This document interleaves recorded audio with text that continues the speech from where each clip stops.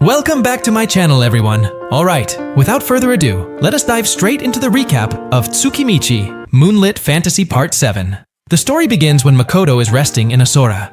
That night, he once again experiences an unusual dream. In his dream, Makoto sees a version of himself, but this time, the figure radiates a dark aura filled with hatred toward the goddess and the heroes. That version of him looks terrifying, like someone who has grown used to killing without hesitation. He even views everything in front of him as an enemy that must be annihilated. Witnessing that scene makes Makoto feel sick to his stomach. He cannot believe that he could ever become such a cruel being, even if it is only in a dream. But before the fear can consume him further, a deep, powerful voice breaks the silence. The voice of the god Daikokuten. With a calm tone, the god apologizes, saying that the gift he gave has apparently caused Makoto some trouble.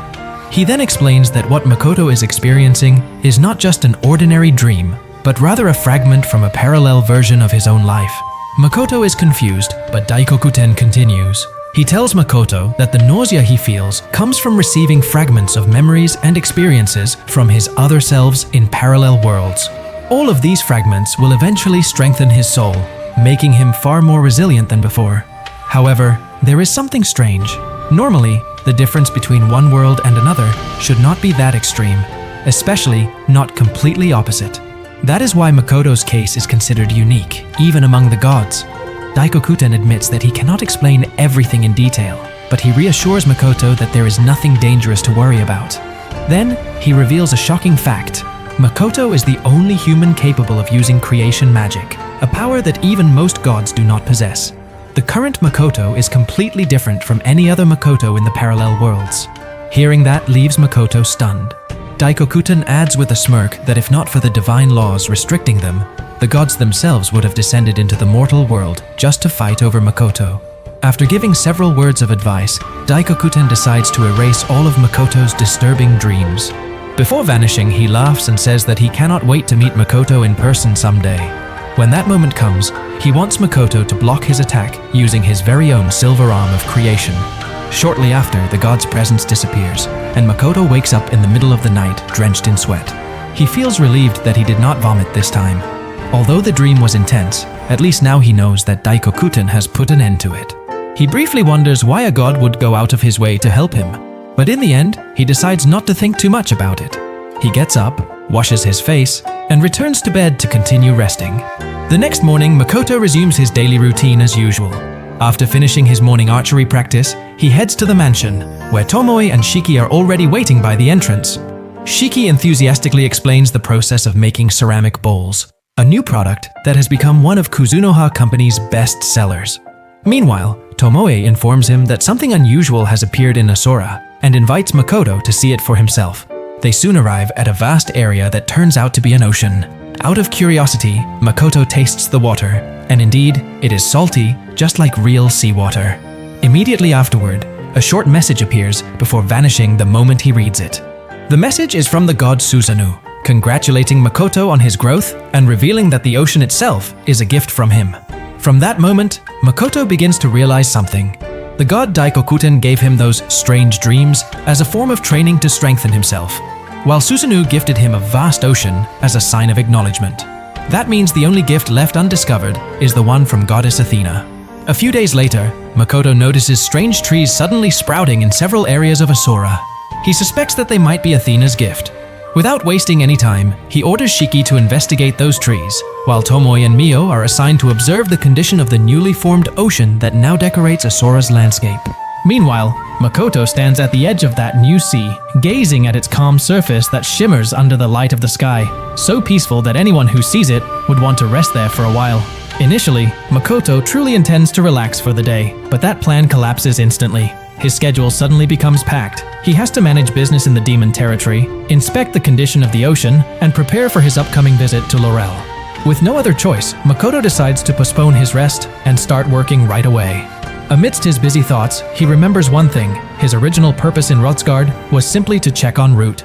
From Tomoe's story, Makoto learns that Root had exhausted all his power during the explosion incident, leaving him bedridden due to the severe backlash.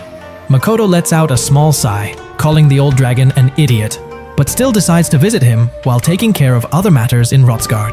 When Makoto arrives at Root's place, he finds the dragon covered in bandages from head to toe, looking like a soldier just returned from war.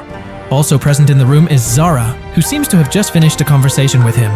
After a brief chat, Zara takes his leave, but not before asking Makoto to meet him later, giving him the exact time for their appointment. Makoto then sits beside Root's bed and tries to figure out how such a powerful dragon could end up that badly injured. Root gives a wry smile and admits that after being drained from the battle, he was beaten up by two crazy women, Tomoe and the Dragon Ground.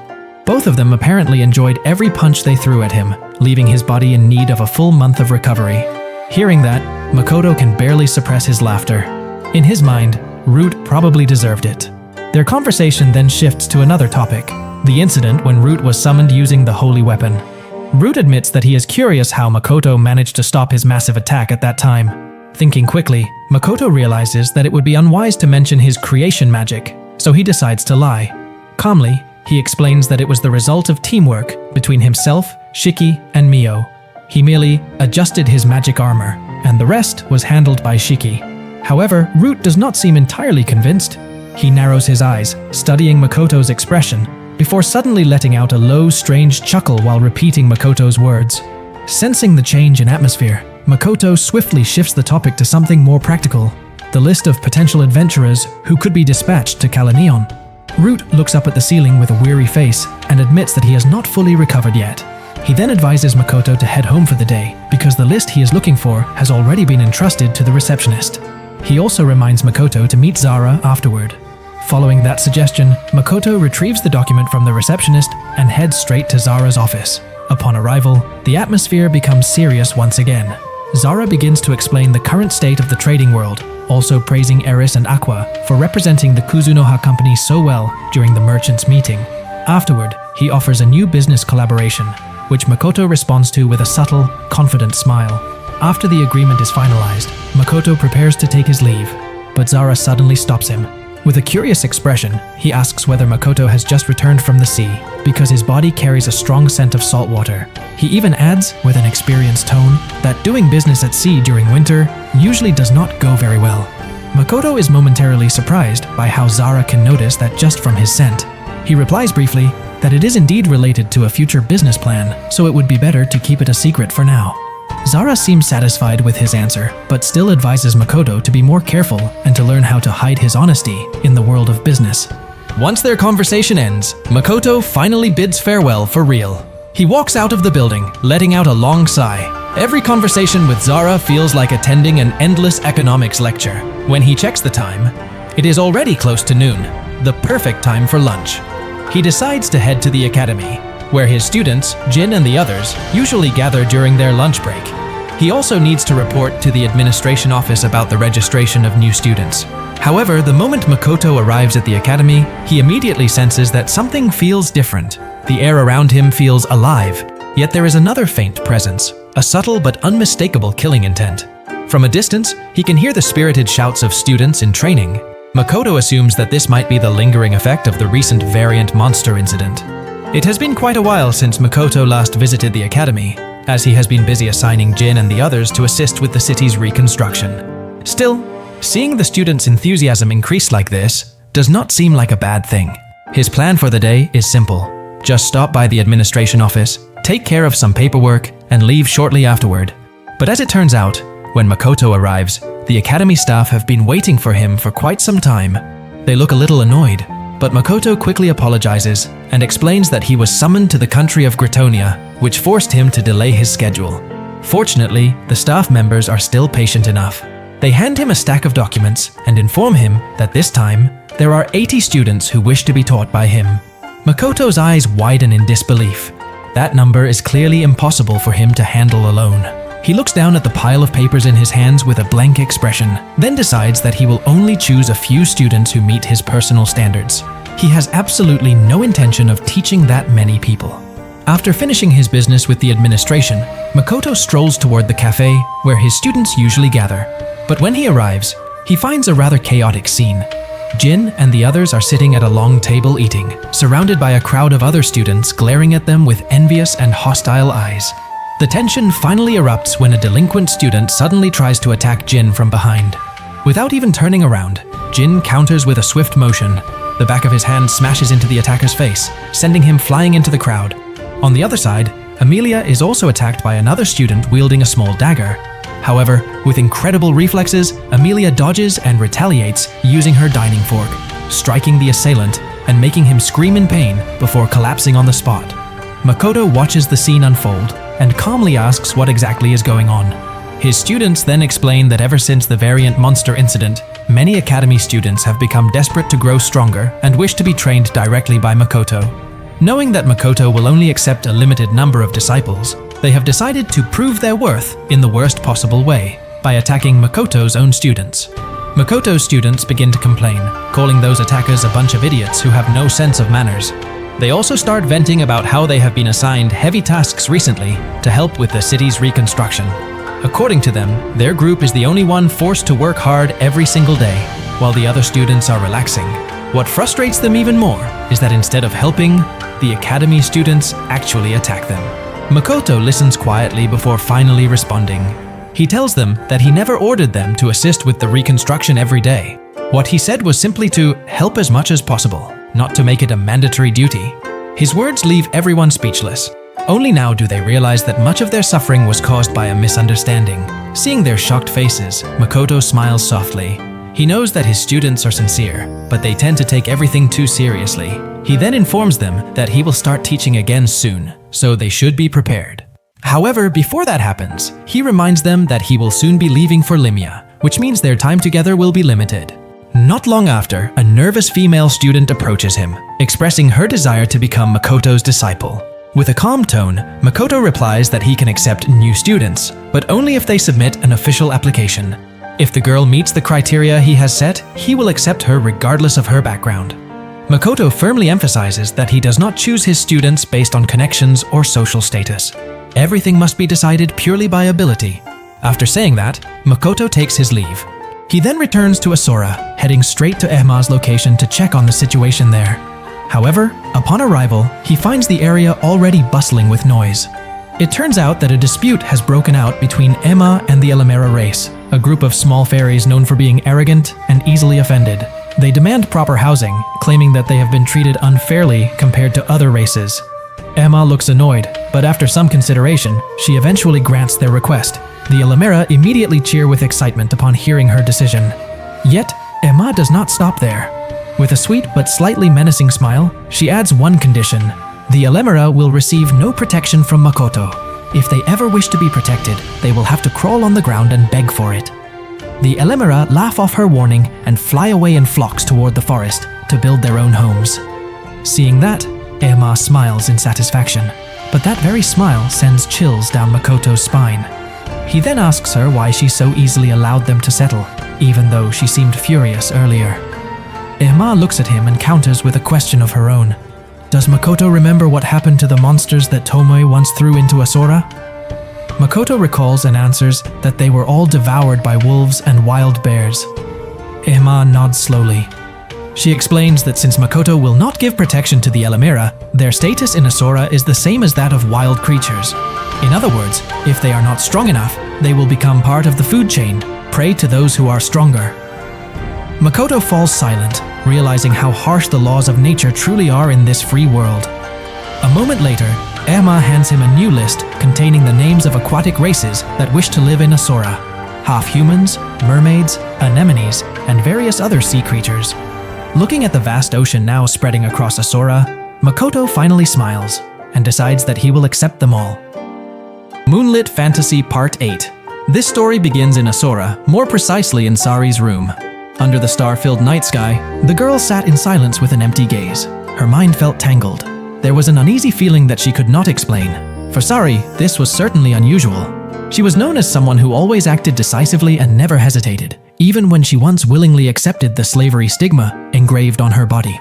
But now, for the first time, Sari felt uncertain. She indeed decided to follow Makoto with the hope of becoming his friend. However, living in Asora, a world completely separated from her original world, made that wish feel impossible. She hardly had any chance to speak with him directly, let alone leave this place. Her days were now spent daydreaming under the night sky, thinking about things that never became clear. To Sari, Makoto was not just a powerful person. She saw him as a king from another world. In her view, if Makoto truly was a king, then it was very reasonable for him to oppose the goddess. But on the other hand, Sari was also curious. Why was Makoto the only human living in Asora? In her heart, she held a simple goal. She wanted to become friends with Makoto so that Makoto would not become hostile toward the demon race. She knew Makoto was someone who deeply valued friendship and upheld justice. Sari had even analyzed Asora's weaknesses. The world was indeed incredible, but its population was still far too small. Sari once imagined that if her father, the Demon King Zeph, discovered Asora's strength and stability, he might propose an alliance with Makoto. Although the demon race might be slightly disadvantaged, such cooperation could bring enormous benefits. However, Sari also understood that most demons, including her own father, would never willingly bow under a human. A few moments later, Makoto came to meet her. He noticed Sari's pale expression and immediately asked whether she was all right. Sari quickly shook her head, calmly replying that she was simply not yet accustomed to her new surroundings. She even tried to divert the topic by asking why Makoto had come to see her. Makoto then explained his purpose. He wanted to assign Sari a new task, to conduct interviews with a new race that wished to migrate to Asora. Sari was initially surprised to hear this, but beneath that surprise, a warm feeling bloomed in her chest. It turned out that Makoto truly trusted her with an important responsibility. Makoto explained his reasoning. He needed Sari's knowledge, especially because she was from the demon race. Makoto believed Sari would not betray them. He even stated bluntly that he had a simple way of thinking. Whoever betrays him is an enemy, but whoever contributes is an ally. Those words left Sari silent for a moment. In her heart, she realized that Makoto's mindset could be very dangerous. A single misjudgment could lead to fatal consequences, but she chose to remain quiet and keep those thoughts to herself. Then, Makoto mentioned the name of the race in question, the Lorelei. They were known as a demon race that lived in the sea. The name immediately caught Sari's attention.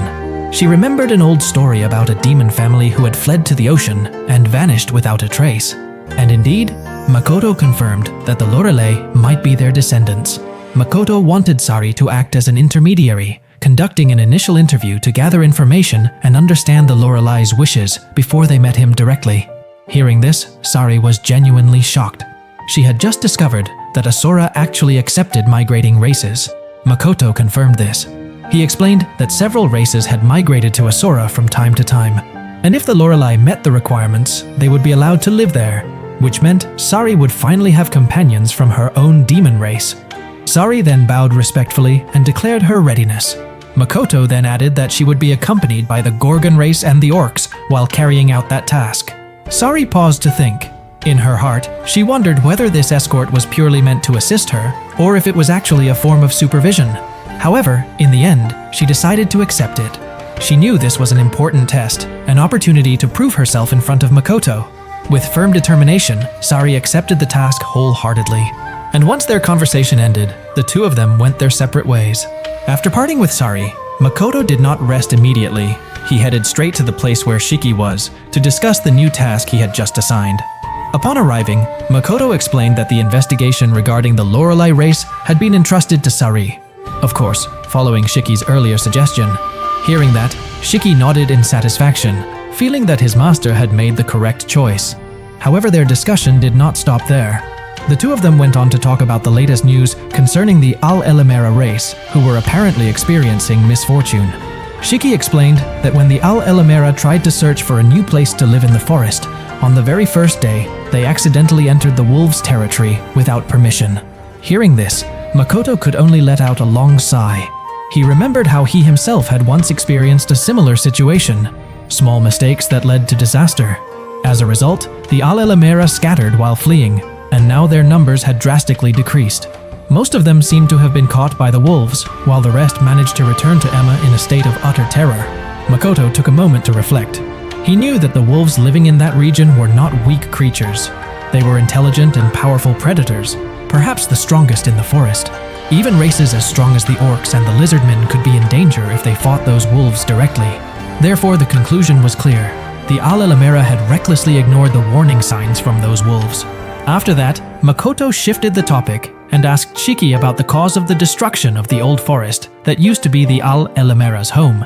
Shiki explained that the cause was something called the Purple Cloud. According to him, This phenomenon was a disaster that appeared quite frequently in barren lands, a thick purple cloud that brought heavy rain mixed with poison and was capable of destroying an entire region. However, Shiki added an interesting piece of information that he had heard from Tomoe. Apparently, the purple cloud was not a natural weather phenomenon, but rather a cluster of microscopic gas-based living organisms.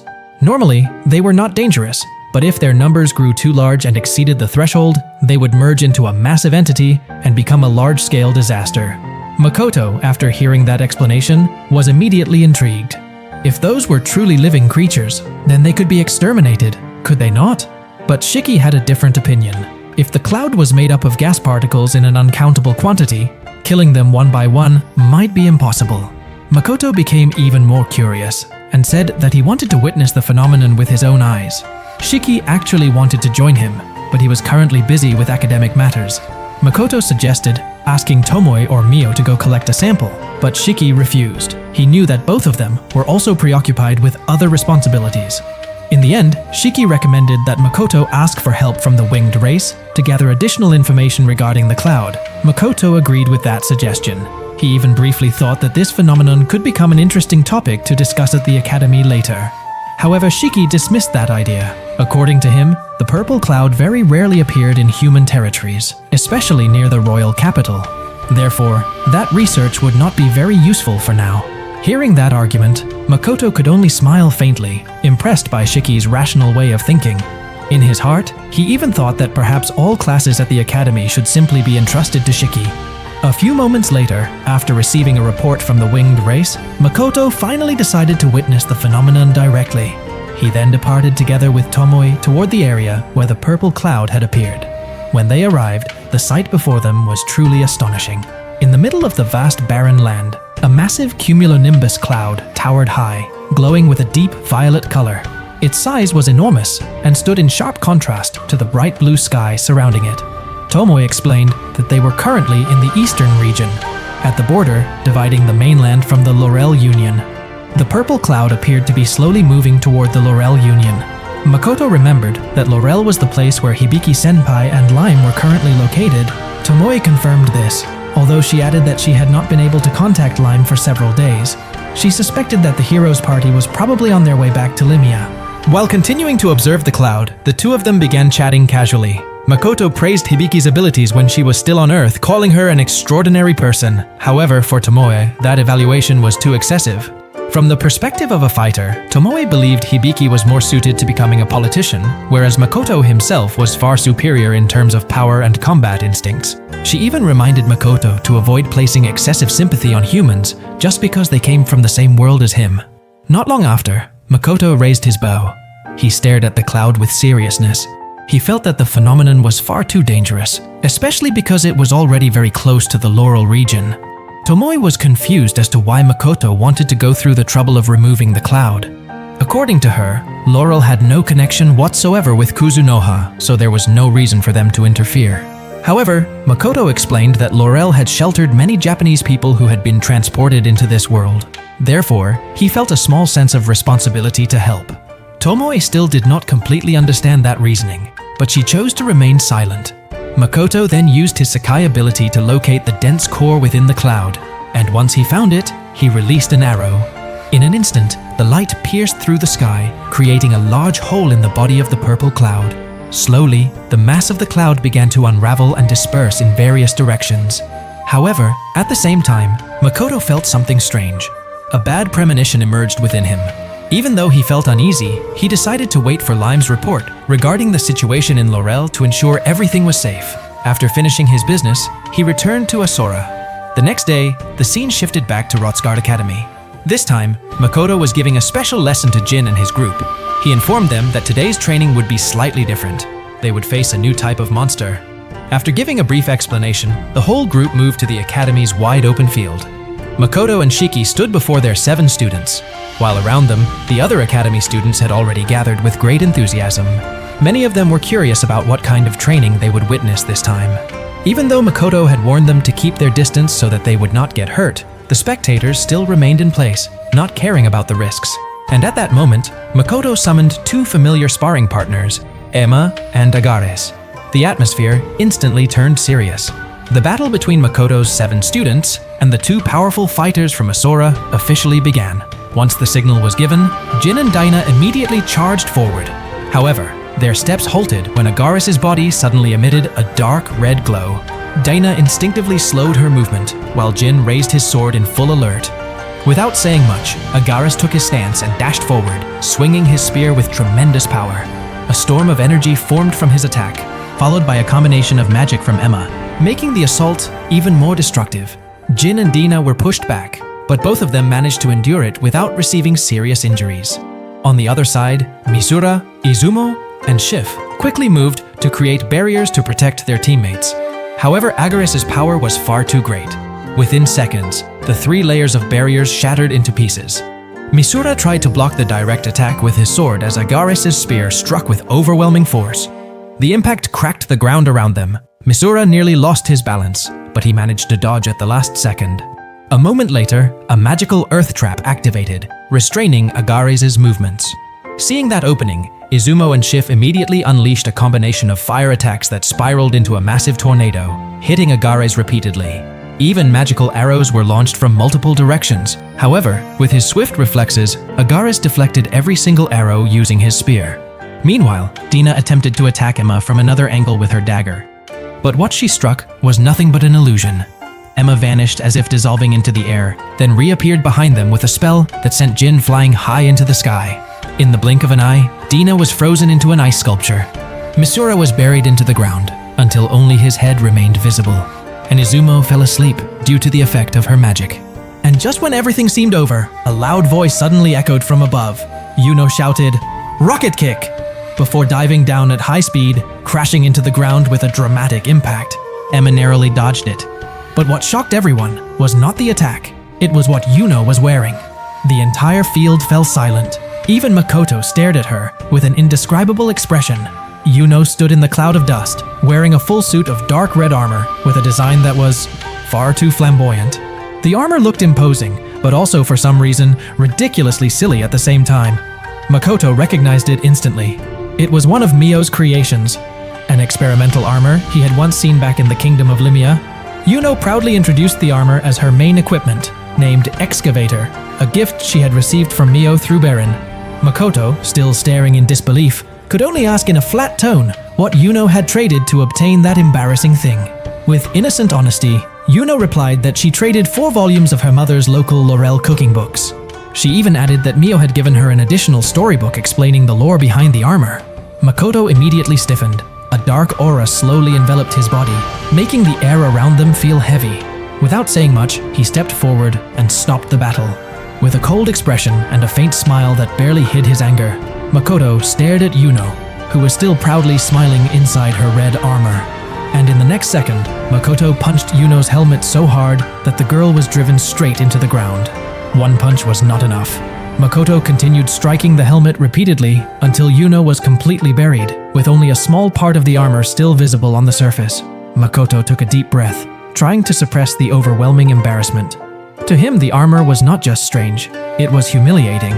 And what made him even more irritated was the fact that Mio had also given bizarre books to his students.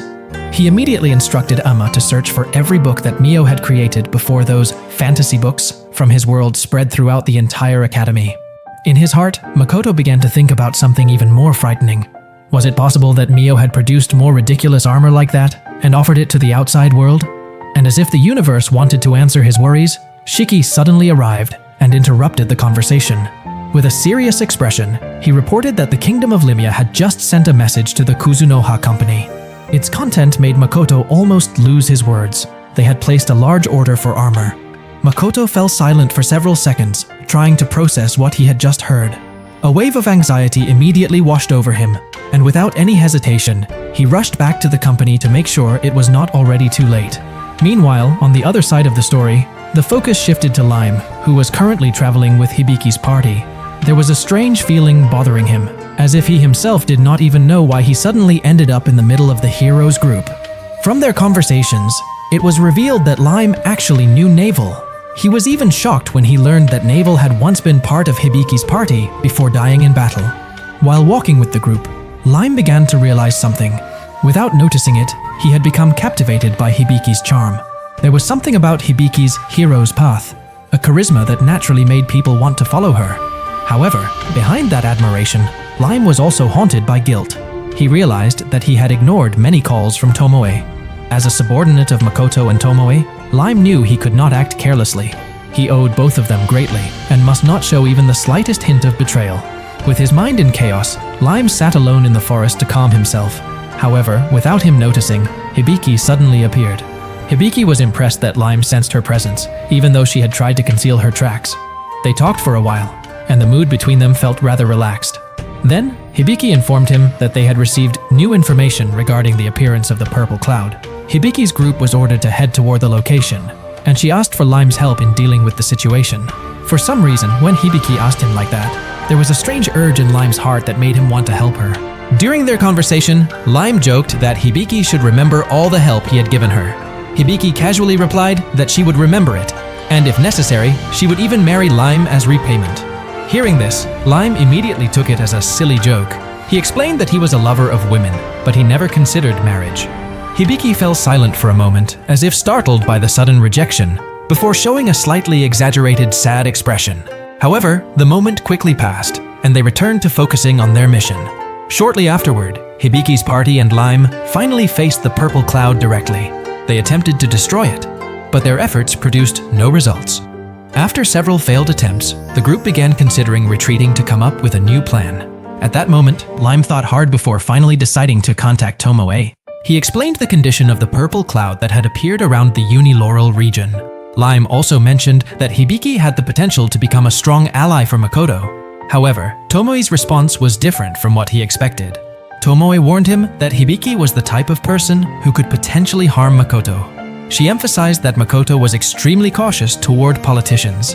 Tomoe then instructed Lime to stay where he was and stop anyone from moving. Although confused, Lime obeyed her orders. Not long after that, the sky above them suddenly changed. Hibiki's group saw members of the winged race flying far above the purple cloud. And then suddenly, an attack emerged. Thick threads pierced through the sky, shooting straight toward the purple cloud and toward their position. Lime, upon seeing that, was instantly terrified. He thought that he was no longer needed and was about to be killed. Resigned to his fate, he closed his eyes and awaited death. However, when he opened his eyes again, he was still alive.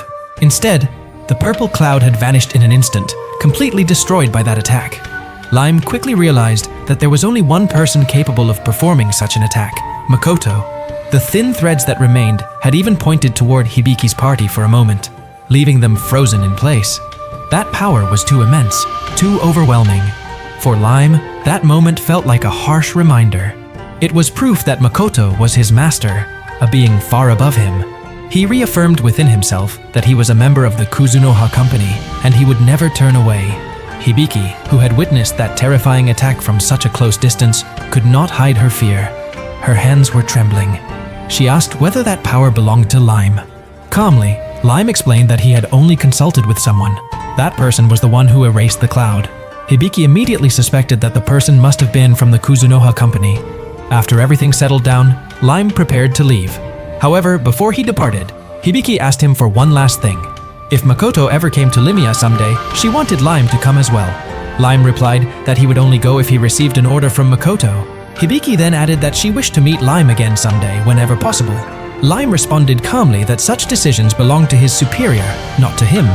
Although Hibiki wanted to stop him, her embarrassment made her pretend that she did not mind his departure.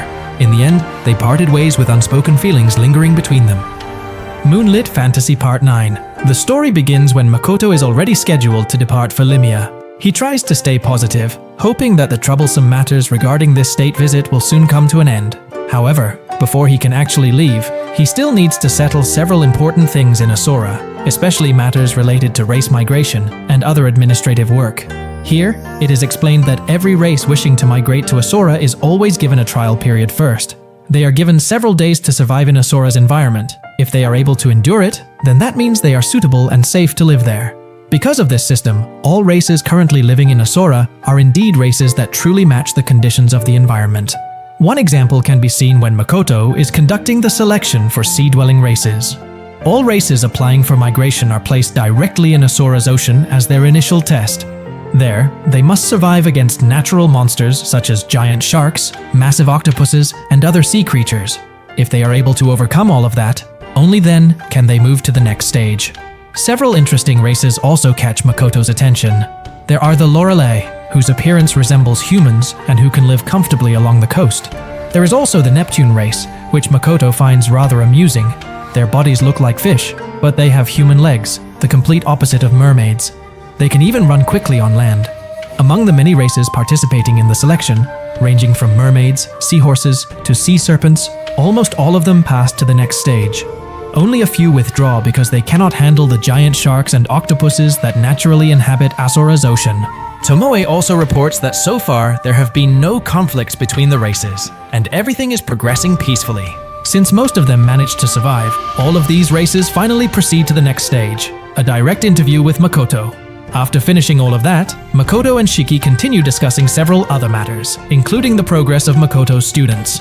Here, Shiki explains that the abilities of his students have increased extremely quickly. Their strength has even far surpassed that of regular students. Their conversation is interrupted when Tomoe suddenly receives information from Lima. According to the report, the purple cloud that Makoto previously destroyed has not disappeared completely. It has reappeared, and right now, Lima and Hibiki's party are struggling to deal with it. Hearing this, Makoto immediately decides to take action. He and Tomoe also bring the winged race to assist. In short, Makoto uses a long-distance coordination strategy. He moves to the top of a mountain with a very wide field of view, while Tomoe sends the winged race around the battlefield to act as eyes for Makoto through thought transmission. During their conversation, Tomoe suggests something quite extreme. She says that Lime has become rather lazy lately, so in her opinion, Lime needs a little warning. That is, by directing Makoto's attack slightly close to him. At first, Makoto thinks that the idea is too cruel. But after hearing Tomoe's reasoning, he eventually nods in agreement. Makoto then stands on the mountain peak and begins to focus his attention. From a distance, he can see a faint purple stain floating in the air. Thanks to the winged race who transmit their vision directly into his mind, Makoto can clearly see the position of the cloud, as though he is watching a close-range monitor. Even the exact positions of Hibiki's party and Lime are visible in great detail. This time, Makoto does not want to repeat his previous mistake. He does not only aim for the cloud's core, but for its entire structure.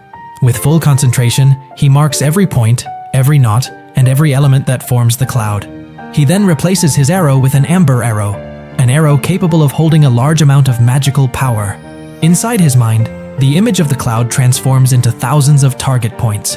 Makoto adjusts the trajectory of his attack so that it passes through the area where Hibiki's party is located without touching them, while still destroying the purple cloud down to its roots. And finally, he releases the arrow. In an instant, the amber arrow shatters into a mass of enormous light that streaks across the sky. The light strikes the purple cloud, pierces its core, and then detonates every point Makoto previously marked. With a single attack, the purple cloud is completely annihilated without leaving anything behind. Makoto lets out a relieved breath, satisfied with the result. After that, he returns to Asora, leaving Hibiki's party still stunned by what they witnessed. At this moment in Asora, Makoto begins to realize one important thing. The arrival of a new race, the Alelemera, has the potential to disrupt the balance of an already stable ecosystem. This is because most of Asora's original inhabitants are apex predators. If a new race is too weak, they could easily become prey. Therefore, Makoto's first step is to visit the vast forest not far from the settlement. The meeting takes place at a simple stone altar, where the wolves usually communicate with him. As soon as he arrives, the wolf leader greets Makoto warmly and familiarly, just like always. During their conversation, the wolf leader's sense of smell once again proves to be extraordinary. He says that he can smell the scent of a new ocean that has appeared in Asora, even though it is extremely far away. Makoto confirms this and explains the environmental changes occurring in the sea region. However, their main topic is not about the ocean, but about the safety of the Al-Elemera race. The wolf leader honestly admits something rather surprising. The Al-Elemera have a very delicious scent and taste, like thick honey, making them feel like luxurious snacks for predators. Even so, Makoto firmly states that all races must be able to coexist. He wants the wolves to respect the existence of the Al-Elemera and not hunt them. After a long talk, the wolf leader finally agrees.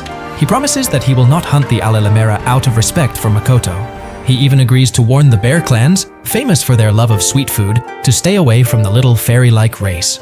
Next, Makoto visits the mountainous region to meet the rock race, the stone-bodied dwellers who are as tough as boulders. Makoto announces that the Alalamera will be living in the mountain area and asks them not to eat the small fairies. The rock race fully understands and declares that they will accept the Alalamera without any issue. After finishing the diplomacy with the land and sky predators, Makoto ends his day by checking the progress in the sea region. There, he meets Sari, who is serving as an advisor for the Lorelei race. Sari reports that the construction of the harbor city is progressing smoothly and that interactions between the sea races are beginning to form a harmonious community. However, that calm atmosphere suddenly breaks when Makoto sees something difficult to describe. He witnesses a strange creature, like a human with a tuna fish head, running swiftly on land like a professional athlete, then elegantly diving back into the sea. Sari explains that it is a member of the Neptune Sea Lord race. Makoto is momentarily stunned because their appearance looks like a parody of sea creatures. But he also admits that although they appear absurd, the Neptune race possesses remarkable physical and social abilities, and they will become an important foundation for Asora's oceanic life. After making sure that everything is functioning peacefully and properly, Makoto returns home to prepare for his departure to Rotsgard.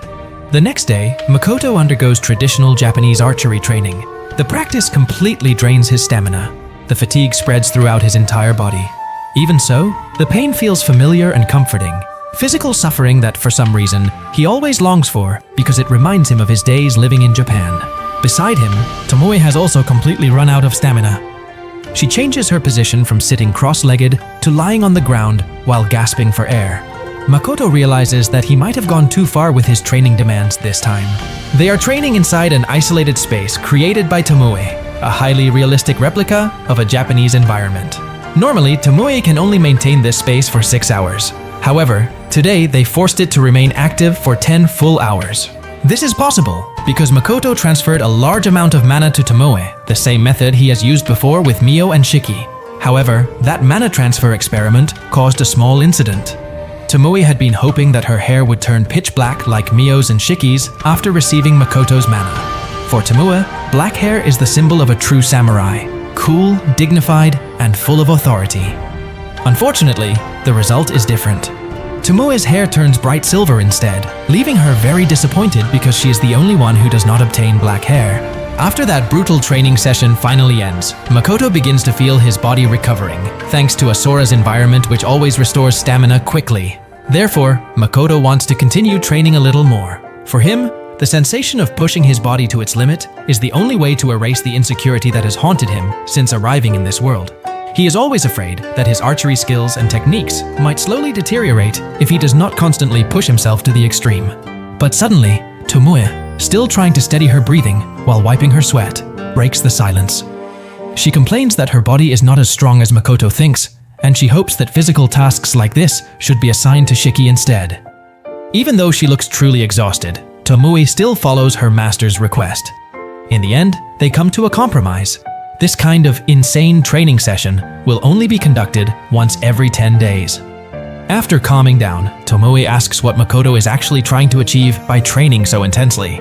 She does not understand what her master is aiming for, but Makoto answers simply, he says that he is not pursuing something grand. He only wants to ensure that he can continue becoming stronger than before, even if only by a little. With that, they return home, and as usual, Mio's cooking is already waiting to be eaten. That night after dinner, Makoto continues his activities in the workroom with Shiki. Shiki brings him warm tea while starting a discussion about the progress of Jin and the others. Makoto still cannot believe that his students are growing at such an abnormal speed. Their improvement is truly beyond anyone's expectations. Shiki explains that if Makoto's students fight together, their combined strength may already be equal to Lime. Hearing that, he suggests that Makoto consider recruiting them as members of the Kuzunoha company. Shiki even admits that at first, the students did not catch his attention at all. However, with their current outrageous growth, Shiki feels they are worthy of deeper study. He wants to observe their development closely. Makoto listens to the suggestion while considering the potential risks that might occur. He says that if the Kuzunoha company recruits the students, other countries may attempt to steal them. Not to mention the existence of the heroes, who could easily attract them. There is a possibility that the students might leave to follow the heroes instead. Shiki does not deny that possibility. That is exactly why he wants to watch over them closely. However, Makoto remains unsure. He feels that the students' future may be far greater than simply becoming members of the Kuzunoha company. But Shiki remains confident that Makoto's students will certainly be willing to join, and he provides a long and detailed explanation about his reasoning. Makoto at least agrees to consider that suggestion. Shiki is actually very interested in Jin's development, and he wants to make Jin his primary research subject. He is curious about Jin's rapid and explosive growth in power. Makoto also acknowledges that Jin's strength is indeed extraordinary. In the middle of their discussion, Shiki reveals an important piece of information. Jin has already made up his mind to join the Kuzunoha company. He is even willing to give up the possibility of earning a large income and gaining fame as an elite adventurer. Jin chooses the experience and the strength that he can only obtain by remaining under Makoto's guidance. Their conversation then continues to flow into other topics, such as the tasks that would suit the students if they do indeed end up working for Kuzunoha. They also evaluate the students' past personalities, including the strengths and weaknesses of each individual. After that, Makoto asks for Shiki's advice about whom he should bring to Limia. He is unsure whether he should choose Tomoe or Mio. Without hesitation, Shiki immediately chooses Mio. However, Makoto instantly feels that something is strange about Shiki's attitude. Before leaving the room, Shiki even asks Makoto to make sure that Mio is informed that Shiki was the one who chose her to come along. Makoto is left alone with a bad feeling. Shiki's mysterious behavior, combined with the words Mio and bikini appearing in the same sentence, makes Makoto certain that the trip to Limia will most likely be filled with chaos that has already been planned by the Black Spider. Moonlit Fantasy Part 10. This story begins in Asora, specifically at the final stage of the Sea Race acceptance process. Makoto had already prepared himself in the interview room, accompanied by Emma to welcome the candidates. At this stage, Makoto would determine which races were worthy to officially migrate to Asora. The first candidates to enter were the Sahuagin, half-fish creatures with heads similar to Kappa. They were amphibious beings that could live both on land and in the sea, although the sea remained their preferred habitat.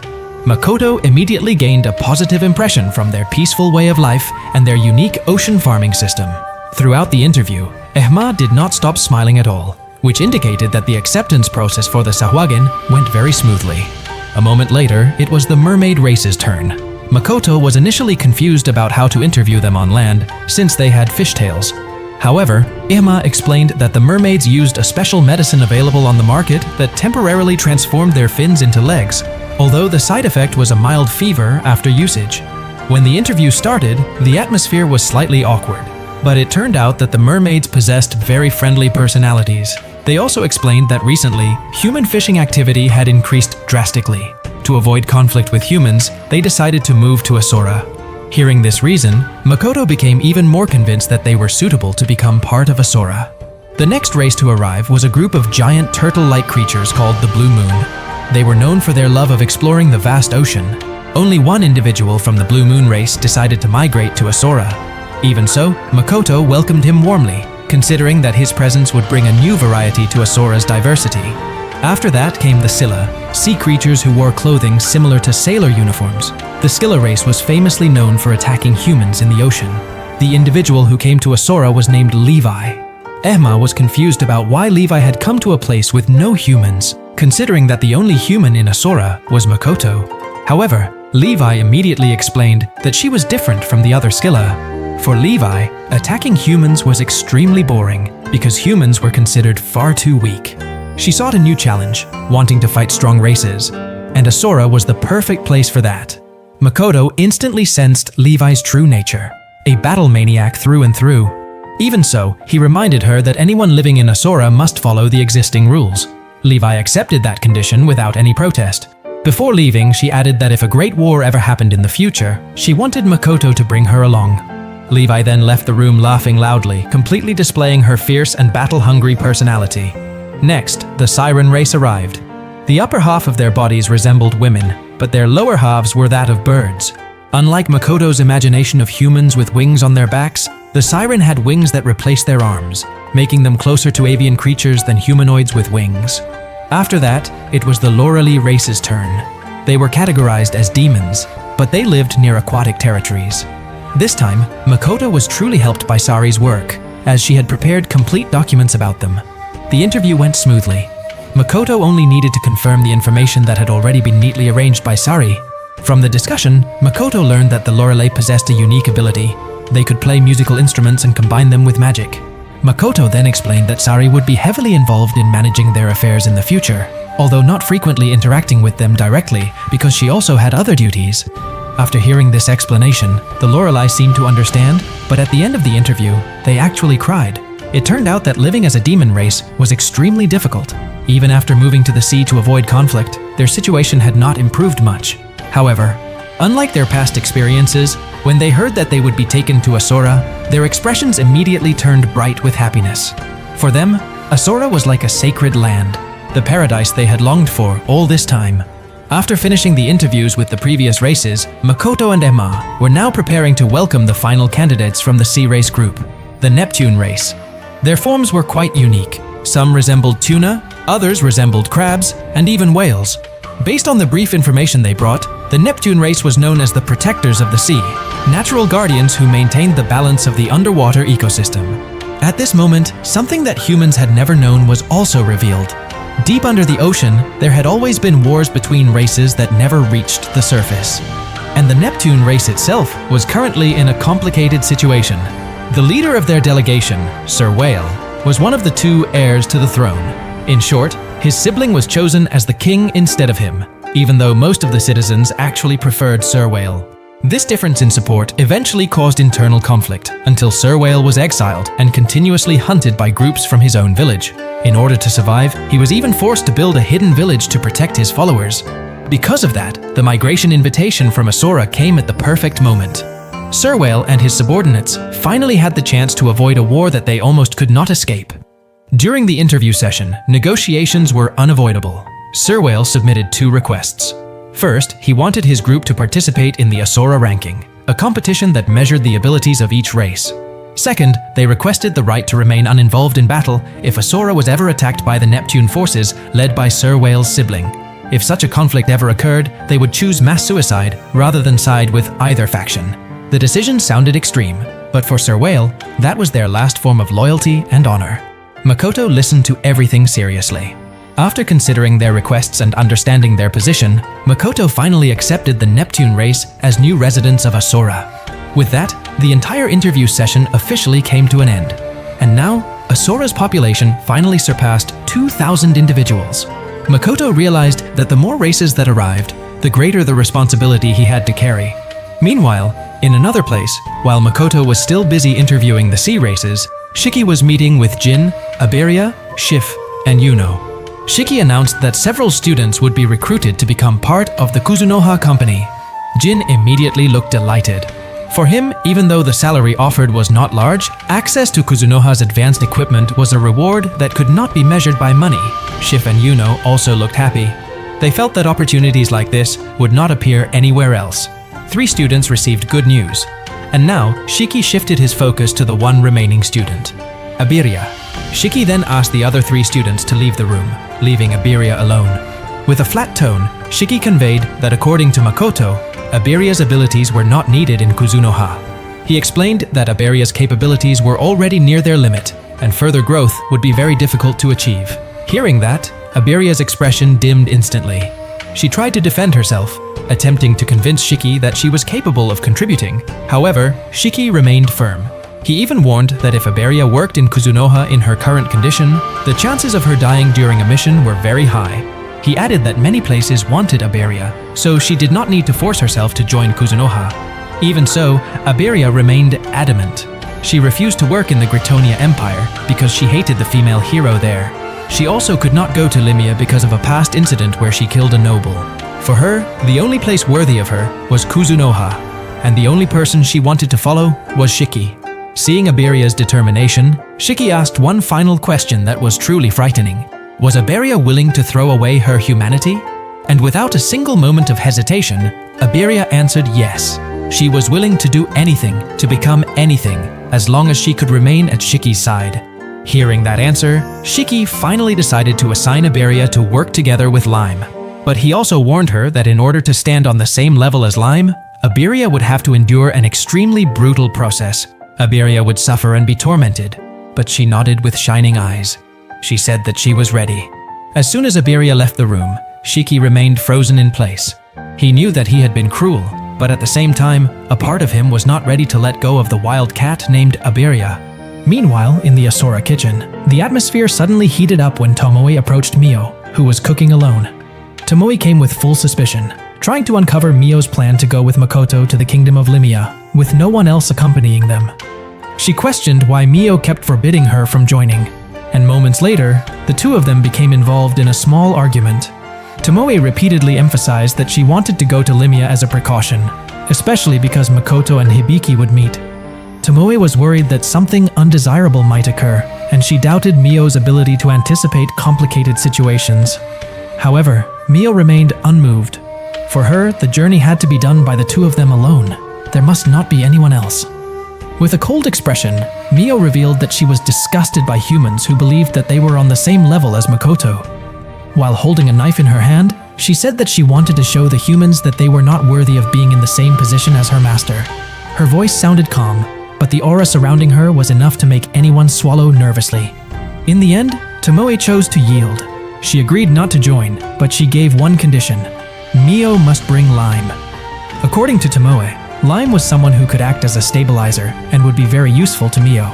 After some consideration, Mio accepted the suggestion. While the preparations in Asora continued, the atmosphere in the Kingdom of Limia appeared far more relaxed, even indifferent. News of the arrival of representatives from the Kuzunoha company was nothing more than a small rumor that did not catch the attention of many people. For the nobles of Limia, the presence of a foreign company that had no plans to open a branch in their land was merely a polite courtesy visit, no more than a merchant trying to establish connections. Information from the Rotsgard Merchants Guild made them even less interested.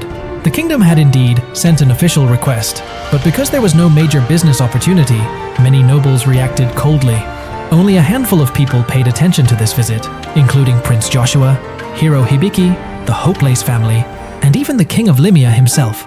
For them, Makoto and the Kuzunoha company held mysteries. On the other hand, the Kuzunoha side also had something hidden. Mio, who joined as Makoto's escort, carried an intention that she did not clearly express. So even though on the surface this visit appeared simple, both sides actually had motives of their own. At last, the day of departure arrived. Makoto, Mio, and Lime gathered at the Academy's teleportation formation on a bright morning. They were escorted by the members of Kuzunoha, while a horse-drawn carriage had already been prepared at the Limia border to pick them up after the teleportation. Before departing, Tomoe once again reminded Makoto to always be careful. Makoto replied calmly, assuring her that he would take care of himself as best as he could and would leave all Asora-related matters to Tomoe. He understood that during this visit, he would not be able to appear there very often. Shiki also stated his readiness. He assured Makoto that matters concerning the academy and the student selection process would be handled without issue. He emphasized that whenever Makoto needed consultation, thought transmission was always available. Makoto thanked him and admitted that he would probably rely on Shiki more often than usual. Before entering the teleportation room, Makoto entrusted the Kuzunoha shop to Aqua and Eris. However, as usual, Eris became busy requesting souvenirs, especially bananas and any food that contained bananas. Makoto simply ignored her and followed Mio and Lima directly into the teleportation building. Eris, who was ignored just like that, did not feel offended at all. Instead, she looked at Makoto with admiration, interpreting his cold attitude as a sign of a high level of ability.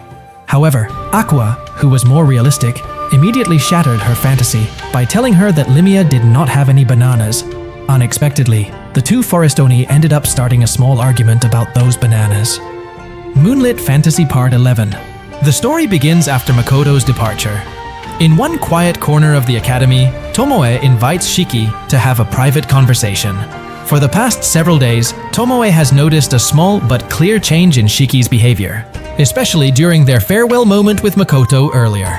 There is something Shiki is hiding, and Tomoe wants to make sure she understands what is actually happening. Here, the two of them start discussing something quite serious. Tomoe questions the reason Shiki could so easily approve Mio's departure with Makoto.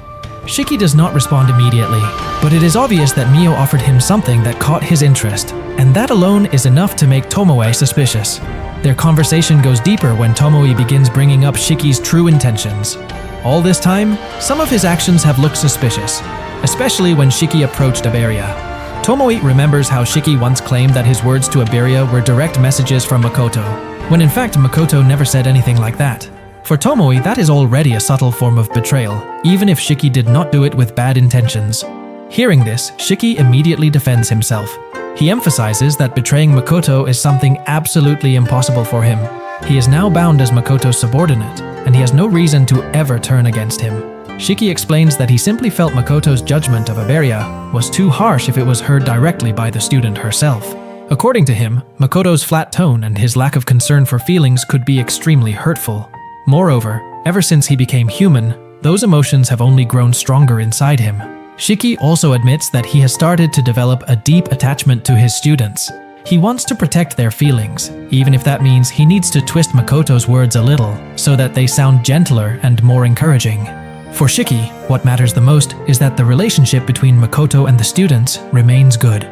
He then explains his reasons for getting close to Iberia and several other students. In short, Shiki wants to make things easier for Makoto, not betray him.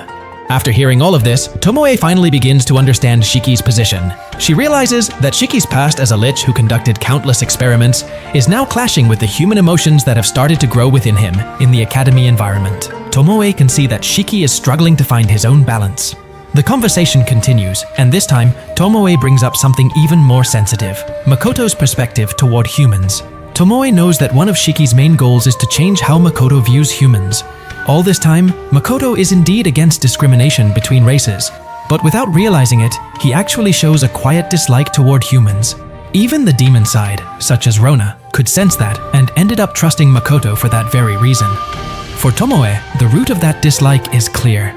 It all started from the human-related tragedy that once caused massive chaos in Asora, even taking lives. On top of that, the goddess of this world always protects humans, and that makes Makoto feel even more distant and uncomfortable. So even though Makoto befriends some humans, it is still very clear that he does not truly like the race, something he is not aware of himself. This is why Shiki is now trying so hard to improve the image of humans in Makoto's eyes. He wants Makoto to have a more balanced relationship and to not always view humans as sources of problems. Tomoe agrees with this because she herself wants Makoto to have the best. On one side, there is Mio, who is barbaric and does not care about Makoto's relationship with humans, but Tomoe and Shiki choose the opposite path. They want to improve Makoto's relationship with humans, while Mio wants to prove that humans are not worthy of standing beside Makoto. At the end of their conversation, Tomoe reveals one of the greatest worries in her heart: Makoto's desire to return to Japan. She is afraid that someday, after everything with the goddess is finally resolved, Makoto will choose to go back to his original world and leave Asora along with all of his followers. That uncertainty makes Tomoe anxious. However, Shiki sees the situation from a different perspective. He believes that Makoto will never cut his ties with Asora, nor with them as his followers. According to Shiki, Makoto will definitely find a way to travel between the worlds freely. If Makoto can maintain his bond with Asora, while also returning to Japan, then he will not need to choose one over the other, and everything will remain connected. Tomoe is stunned to hear that. The solution sounds simple, but she knows how extremely difficult it is to make it happen. Even so, the two of them agree that they will use every resource they have, from trade networks to connections in the underworld, to find a safe method of interworld travel for Makoto. Meanwhile, in the Kingdom of Limia, Makoto's group finally arrives after a long journey. The moment they enter the Hopeless region, the atmosphere feels completely different. Many of the residents do not like the Kuzunoha company, and the number of assassins targeting them is unbelievably high. However, all of those threats are resolved easily, without causing any significant commotion. After the situation becomes relatively safe, Makoto and his group move toward the castle to attend the royal invitation. When their carriage stops in front of the castle grounds and they step out one by one, Mio gracefully walks outside. Her elegant aura instantly leaves many people astonished, and the crowd's attention immediately shifts toward her. However, Chiya's reaction is the complete opposite. The young priestess screams hysterically the moment she sees Mio's true form. Because of her special eyes that can see a person's essence, Chiya can witness Mio's real nature, which is far from anything human. Her entire body trembles violently, and before anyone is able to calm her down, she lets out another sharp scream before collapsing unconscious. For her, looking into Makoto is not any less terrifying. Amidst the chaos, Lime can only accept the situation helplessly. He watches as Mio gives a faint smile, as if she is enjoying Chiya's fear. It is as though this mental terror has been part of Mio's little plan from the very beginning. Lime can only take a deep breath. He realizes that their days in Limia might turn into one long nightmare. After the situation becomes more manageable, they are escorted to the guest rooms prepared by the Kingdom of Limia. After waiting for some time, Makoto is finally summoned to meet the King of Limia and the important nobles. This becomes a new experience for him. Back in Gritonia, he only met the princess and the heroes, and he never once saw the king. Because of that, he assumed the same treatment would happen in Limia. However, his assumption is proven wrong, because Limia gives him an official reception as a form of gratitude for his assistance in Rotsgard earlier. Although he manages to handle the question and answer session with the nobles thanks to his experience with the Demon King, the sheer number of nobles present is extremely exhausting. He has a brief conversation with Prince Joshua. Although strangely, Hibiki does not appear at all. Makoto originally thought the hero would definitely attend such an important meeting. After the event ends, Makoto returns to the guest room. He feels confused. Throughout the entire discussion, not a single noble mentions anything about granting permission for the opening of a Kuzunoha company branch in Limia. Lim suspects that the Merchant Guild is collaborating with several nobles to block their business expansion. Makoto does not reject that possibility and finds the idea very reasonable. Makoto then asks Mio and Lime about the reason Chiya ended up fainting. Mio casually answers that Chiya might have been hallucinating because she has been working too much. However, after that, Makoto says that he intends to meet Prince Joshua again to gather additional information. Hearing that plan, Mio proposes something to make the process more efficient. Mio says that in order to save time, she and Lime will go to meet Hibiki and her group first. She will also find out directly from Chiya about what actually happened earlier. Makoto is slightly surprised by that suggestion. Usually Mio is very emotional and easily consumed by anger, but this time she is calm and rational. In fact, her actions appear reliable. Although he hesitates for a moment about letting Mio and Lime wander around the castle without supervision, Makoto eventually agrees to the plan and believes that they can behave properly. After that, Makoto departs to meet Joshua.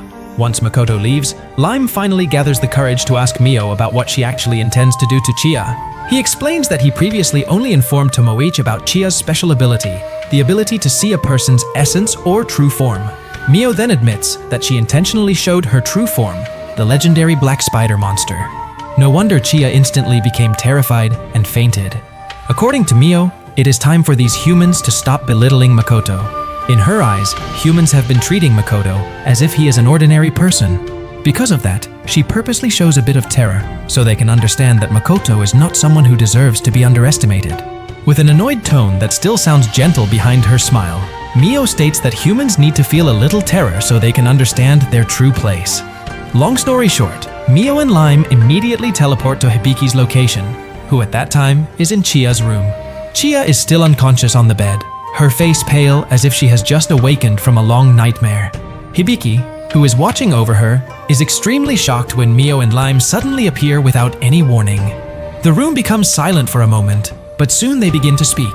Mio explains that Hibiki's curiosity about Makoto's true identity has actually been answered thanks to Chiya's special eyes.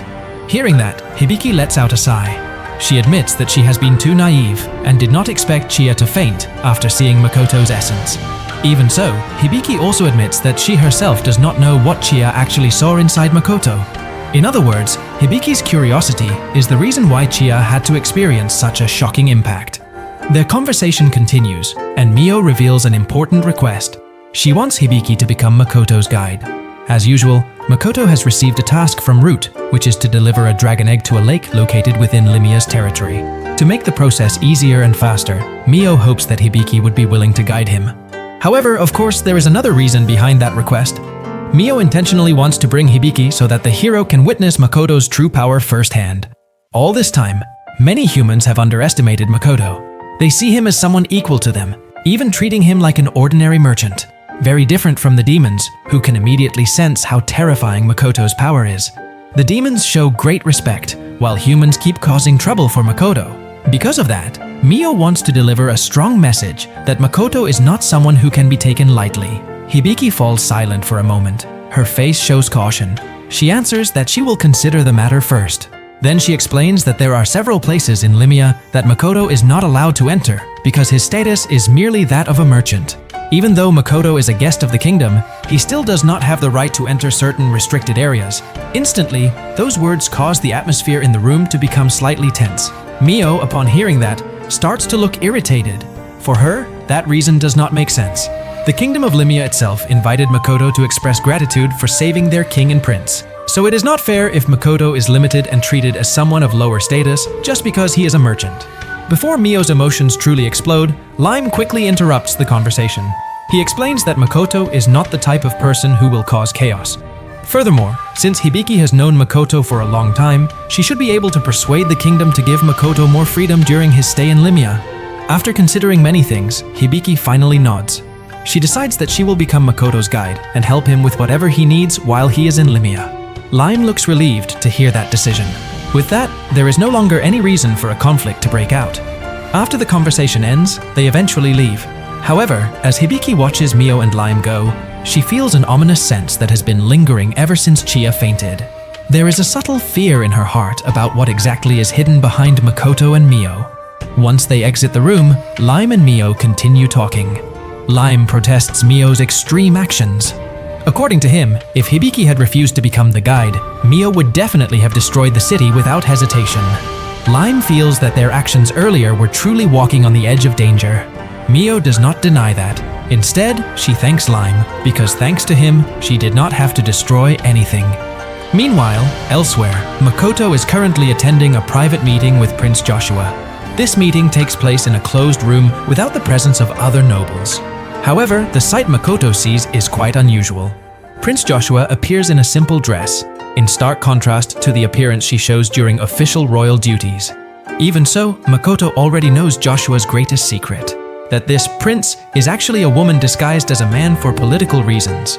After they sit down, the two begin to talk. Joshua is surprised by Makoto's true origin, a human from another world. In the history of Limia, people from other worlds are usually heroes. However, Makoto has become a merchant, something that only Joshua and the king know, thanks to the information from Hibiki. Because Makoto comes from another world, Joshua finds it reasonable that he possesses extraordinary abilities, whether in business or in combat. However, Makoto humbly denies that. He explains that in their previous world, Hibiki was far superior to him, so there is no need for excessive praise. In his view, if there is anyone who deserves to be considered amazing, it is Hibiki. Hearing that, Joshua gently shakes her head. From what she has heard, even Hibiki herself acknowledges Makoto's abilities. Therefore, for Joshua, Makoto's humility is unnecessary. Makoto is someone remarkable and worthy of being admired. The conversation then shifts to Joshua's appearance. Today, Joshua is wearing women's clothing. Joshua then asks whether Makoto knows the reason behind her appearance today. Makoto admits that he does not know. He only knows that disguising herself as a man is part of Joshua's political obligations. But the reason she is wearing women's clothing this time remains a mystery to him. The conversation then moves into a more technical topic. Makoto explains that the Kuzunoha company actually already has a roaming merchant unit operating in a small portion of Limia's territory, especially in border areas and remote villages. Although there are no official reports, Joshua has already noticed their movements through her own observations. Makoto then submits a formal request. He wants the roaming merchant unit to receive an official permit from the kingdom, complete with approval from the Limia noble families. He even offers full transparency, sales reports, tax records, and economic contribution documents if needed. Joshua welcomes that request. She promises to handle the taxation matters and grant the permit, because the presence of Kuzunoha can actually help Limia's post-war economic recovery. Makoto then adds that he has no intention of opening an official store in the capital, but he wants the freedom to trade in the small villages. For that purpose, he needs an official travel permit from the kingdom. Joshua nods in understanding and promises to make the process easier. In the middle of their conversation, Makoto informs her of his plan to go to Lake Maris, the location where he must deliver the dragon egg according to Root's instructions. However, Joshua immediately looks worried. She explains that Lake Maris is a dangerous area, because that is where Limia established a treaty with one of the superior dragons. Joshua does not want a royal guest to face an accident. Even so, she promises to ask for the king's approval first. After that long discussion ends, the two of them part ways. However, after Makoto leaves, Joshua spends a long time thinking. She still cannot fully understand Makoto. All this time, Makoto has never once used her biggest secret to threaten her or gain any advantage over her. Anyone who discovered her true identity would surely use it as a powerful bargaining tool. She intentionally dressed in women's clothing so that Makoto would think that her secret was not important. Yet Makoto only asked for something simple: permission to trade in small villages. The more Joshua thinks about it, the more difficult it becomes to understand Makoto's way of thinking. The next day, news from the kingdom arrives. Permission to travel to Lake Miris has finally been issued, but with one surprising condition. Makoto must be accompanied by hero Hibiki as his escort. Many people are confused by this decision, including Makoto himself. Even so, he feels grateful, because this might be his chance to apologize to Chiya for the fainting incident yesterday. With a bag containing the dragon egg entrusted by Root, Makoto says his farewell to Mio and Lime. Lime looks as though he wants to say something, but holds it back, while Mio simply smiles, with an expression whose meaning is unclear, as if she is hiding a secret plan. However, both of them obey Makoto's request and choose to remain in the capital to help with the reconstruction process alongside Joshua. The journey to Lake Miris finally begins. Hibiki leads at the front on her horse, while Makoto calmly follows behind. The atmosphere is far more comfortable compared to his unpleasant experience in Gritonia. Makoto hopes that this egg delivery mission will go smoothly without additional problems. Moonlit Fantasy Part 12. The story begins with Makoto and Hibiki on their journey toward Lake Miris, one of the most dangerous training grounds owned by the Kingdom of Limia. However, only a few people know that the lake actually holds an ancient contract with a superior dragon, a major secret that is not known by the general public. They entered the area from the eastern gate, causing the guards on duty to panic before eventually kneeling in respect when they saw Hibiki pass by. Throughout their journey across the dense forest that felt like a massive national park, the two of them chatted casually while riding their horses. From the beginning, Hibiki had been curious and tried to find out why Makoto wanted to go to Lake Miris. However, Makoto only said that the reason was still a secret, while apologizing because he could not explain further. Even so, Makoto still praised Hibiki's growth and abilities. However, Hibiki felt that she was not as amazing as Makoto. She was even confused about why Makoto needed to be escorted by her, because it was clear that Makoto did not require protection from anyone. Makoto then explained that things were different in Limia. No matter how strong he was, everything would be meaningless if the people here did not trust him. That was the reason why Hibiki's presence was very helpful. Hibiki was proof that Makoto was not a dangerous individual. From there, their conversation flowed into the topic of power. Hibiki believed that power was the most important thing, both on Earth and in the isekai world. According to her, power did not always refer to physical strength or magic. Intelligence, the ability to build networks, and even collective power within a group were just as important. As long as someone could combine the strengths of many sides, the final result would still become a great power. The conversation then shifted to Tomoki. Makoto observed that Tomoki's strength heavily relied on his weapon, while his charm ability was actually Tomoki's greatest asset. With that ability alone, Tomoki should be able to take over a country if he wanted to. Here, Hibiki became curious about Makoto's assessment of her. Makoto stated that although Hibiki's magic was not strong, she excelled in using support magic that enhanced her combat abilities. According to Makoto, Hibiki's most impressive ability was not fighting, but how she built connections. Makoto had already noticed this back in Japan. Hibiki was extremely good at socializing, skilled at speaking, and adept at creating networks that could support her life. Something that seemed normal to Hibiki, yet to Makoto, it was a very extraordinary talent. Throughout the journey, Hibiki quietly evaluated Makoto. She tried to read his behavior, his words, and his mindset, hoping to gather as much information as possible. Eventually, they talked about the poisonous purple cloud in Unilaurel, a disaster that had previously cornered Hibiki and her party. Hibiki was curious about the mysterious person from Kuzunoha who managed to destroy that cloud in a single attack. In her heart, Hibiki suspected that maybe Makoto possessed a charm ability, similar to Tomoki, that made Tomoe and Mio obedient to him. However, Makoto finally confessed that he was the one who destroyed the cloud. He mentioned that the attack was only possible thanks to a weapon crafted by the Elder Dwarves. Hearing that, Hibiki was immediately shocked. An attack that powerful performed with just a weapon? That alone was enough to make a bad feeling slowly rise inside her heart. Even so, Hibiki continued trying to behave normally and simply nodded. She even praised Makoto as a master of long-range attacks, and Makoto confirmed that ever since he was on Earth, he had always relied on long-distance shots. Eventually, Hibiki asked whether Makoto had ever killed someone. Makoto answered calmly that of course he had done so. The isekai world was a harsh world, and when someone had already raised a weapon, that person was already prepared to die. For Makoto, anyone who tried to kill others was someone who deserved to be killed in return. Hibiki began to feel chills throughout their conversation. The more they talked, the clearer it became to her that Makoto was an extremely dangerous individual. In her mind, Makoto was the type of person who could kill anyone on a battlefield without the slightest hesitation. A life that was only lived once by humans did not seem meaningful to Makoto. As long as someone raised a weapon, Makoto would not hesitate to eliminate them. From this, Hibiki finally understood what Mio meant when she forced Hibiki to become Makoto's guide. The purpose was simple: to make Hibiki realize that touching or bothering Makoto or the Kuzunoha company would only bring disaster. During the journey, Makoto asked why Chiya fainted when she saw him and Mio. Hibiki did not know the exact reason, but she explained that Chiya possessed the ability to see the essence of a person. From experience, Hibiki knew that Chiya was not the type of girl who would collapse easily. She had faced many dangerous things, so if she actually fainted, then there must have been something terrifying about Makoto and Mio.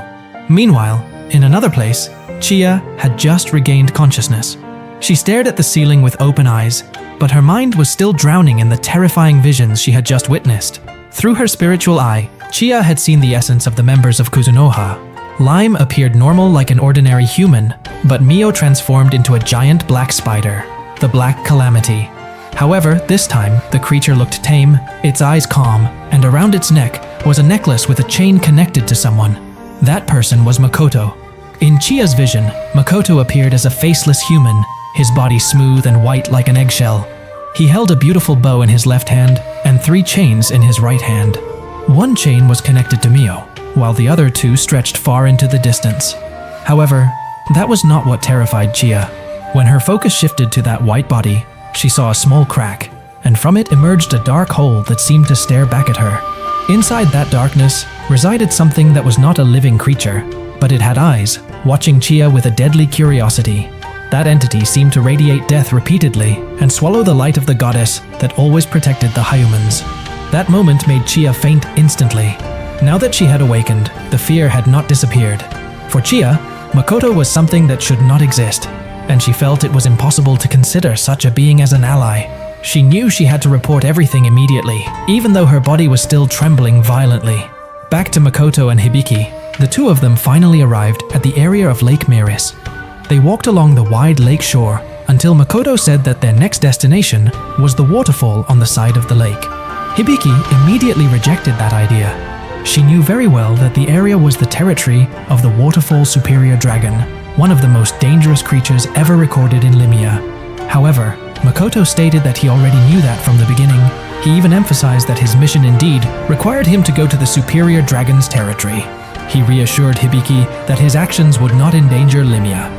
Makoto's detailed knowledge about upper-class monsters once again triggered Hibiki's survival instincts to rise even higher. A few moments later, Makoto stepped farther into the waterfall area. From a distance, Hibiki briefly saw Makoto speaking with someone. However, when she approached, that figure turned out to be not a human, but a gel monster, the size of a person.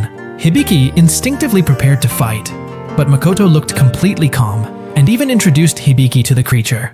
The gel monster responded through vibrations and bubbles, as if it truly understood Makoto's language. Not long after that, Makoto took out a large egg from his belongings. Hibiki was, of course, confused when she saw the object. Makoto then explained that this egg belonged to the Waterfall Dragon, and he had come here to return it. Hibiki was utterly shocked. She could not imagine how Makoto was able to carry the egg of a creature of that level. What was even more shocking, Makoto added that the egg was not just an ordinary dragon egg, but an egg that contained the Waterfall Dragon itself. Shortly after they arrived at the waterfall, a hammer suddenly emerged from inside and struck the eggshell until it cracked. Makoto and Hibiki were both startled. They were about to witness the birth of a dragon right before their eyes. Hibiki immediately panicked, imagining that what would emerge was a superior dragon. Yet at the same time, she was puzzled because Makoto did not react at all, as if the birth of a dragon was something completely normal.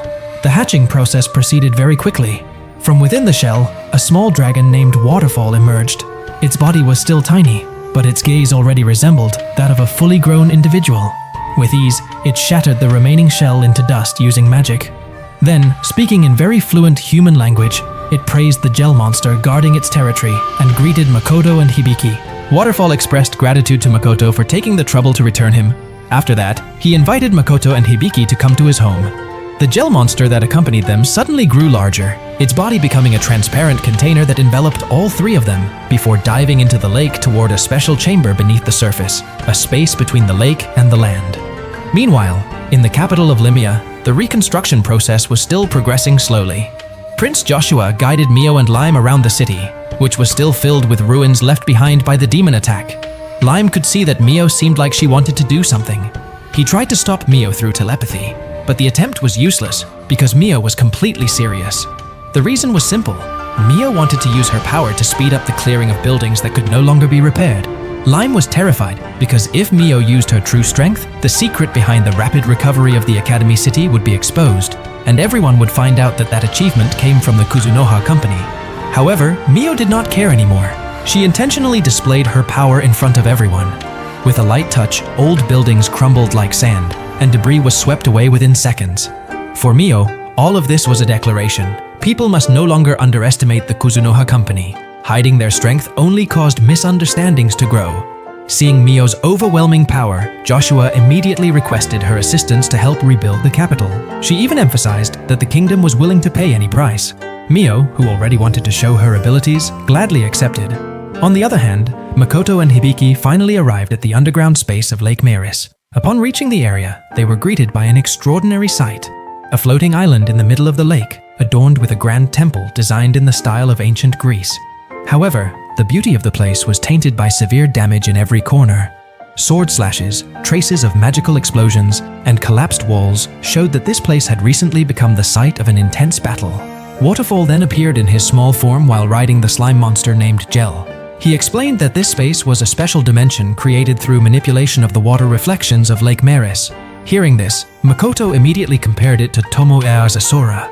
He realized that although this space was stable, it still depended entirely on Lake Maris, completely different from Asora, which was a full and independent world. Hibiki, who was fascinated by the place, began asking about the ability to create spaces like this. She imagined how a technique for manipulating space could be used for military logistics. However, Waterfall quickly shut down that expectation. He explained that this space existed only because of a rare coincidence that combined the properties of his water attribute, the power of the lake, and the geographical conditions that strongly supported it. That was the reason why he refused to leave Lake Maris. This ability would disappear without his original habitat.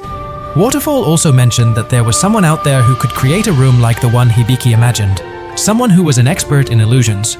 Although he did not mention the name, Makoto immediately understood that the individual being referred to was Tomoe. Makoto thought that Waterfall's ability was indeed similar to what Tomoe could do, but there were still massive differences that could not be ignored. Tomoe's Asora was a vast world that truly stood on its own, while Waterfall's creation was merely a temporary space that relied completely on Lake Maris. Asora could be opened anywhere, whereas this space could only exist in a single fixed point. That difference alone showed just how far apart their abilities were. After that, Waterfall invited Makoto and Hibiki to drink tea. Inside the room, a private conversation occurred between Makoto and Waterfall, a discussion in dragon language. Hibiki could only sit silently, completely unable to understand a single word of it. During the conversation, Waterfall presented a gift, an extremely rare magic book. Hibiki was utterly shocked. She knew very well that Makoto was already extraordinarily strong, even without any assistance. So if Makoto obtained a magic book from a superior dragon, then there was a possibility that his strength could leap into a level that was beyond imagination. After the conversation ended, Waterfall allowed Makoto to leave first. Only after Makoto exited did the atmosphere change drastically. Waterfall stared at Hibiki with a serious expression. This was when Waterfall immediately conveyed the core of the discussion. Hibiki must seal Makoto's growth, not kill him, but stop Makoto from developing any further. Waterfall emphasized that Makoto was the most dangerous existence in this world. Throughout history, there had never been a human with a vessel for power as strange and terrifying as his. Waterfall even referred to Makoto as a madman, someone who would kill anyone if he considered that person an enemy. Hibiki remained silent. Waterfall's words carried layers of concern, and the truth was, she had felt some of those fears since the beginning of her journey with Makoto. Waterfall did not understand why Tomoe and Root continued to allow Makoto to live, despite knowing how terrifying that power was. All of this fear came from the fact that Waterfall had witnessed Makoto's battle against Sophia firsthand. Even Sophia, the Dragon Slayer, had killed several superior dragons before, yet Makoto was able to defeat Sophia with incredible ease. Waterfall then deepened his explanation. According to him, Makoto was not an evil being. He was not a villain, not a murderer. However, the power he possessed was far too pure, like a force of destruction that could erase the world without emotion. If humans, demi-humans, or even the goddess attempted to fight Makoto head-on, this world would most likely be destroyed in an instant. Hibiki was shocked beyond belief upon hearing all of that. She tried to defend Makoto, reminding Waterfall that Makoto used to be just an ordinary person. However, Waterfall firmly denied that notion. He explained that Makoto's isolation from his original world had slowly erased his moral compass. Now, Makoto acted only based on the remnants of his former ethics. Beyond that, he had no emotional attachment to the isekai world whatsoever. Because of that, Makoto was far more dangerous than anyone else. Hibiki found that hard to believe. She had never seen any sign of cruelty like that from Makoto when they lived in Japan. However, Waterfall offered another possibility, that the cruelty had always existed, but Japan's peaceful environment suppressed it. When Makoto was brought into a new world without any attachments, that dark side finally began to rise. Waterfall's instructions became heavier. He asked Hibiki to keep Makoto away from war, avoid letting him get involved in conflicts, and make him live as peacefully as possible. They briefly discussed the possibility of sending Makoto back to Japan through a ritual. However, the ritual required thousands of lives as sacrifice. Waterfall also gave the most important warning: never trigger Makoto's anger.